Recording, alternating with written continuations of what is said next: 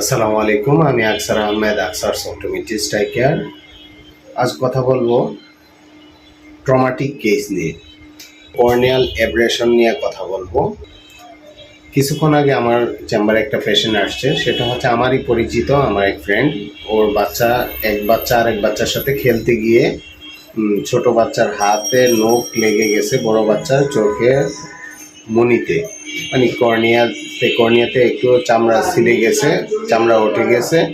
তো এটা ট্রমাটিক একটা কেস। হ্যাঁ, তো এই ধরনের সমস্যা নিয়ে আসছে। যদি এটাকে দ্রুত চিকিৎসা না করা হয় তাহলে আপনার চোখে কর্নিয়াটা সাদা হয়ে যাবে, আলসার হয়ে যাবে।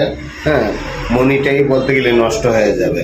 হ্যাঁ, তো সেই ক্ষেত্রে সে বুদ্ধি করে দ্রুত নিয়ে আসছে। তো তার ট্রিটমেন্ট আমরা দিয়ে দিয়েছি, দিয়ে রেফার করে দেওয়া হয়েছে কর্নিয়া ডিপার্টমেন্টে।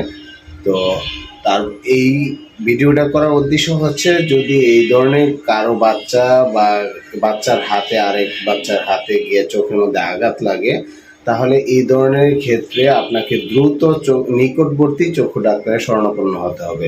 না অন্যথায় আপনার এই চোখ বাঁচানো সম্ভব হবে না। ধন্যবাদ।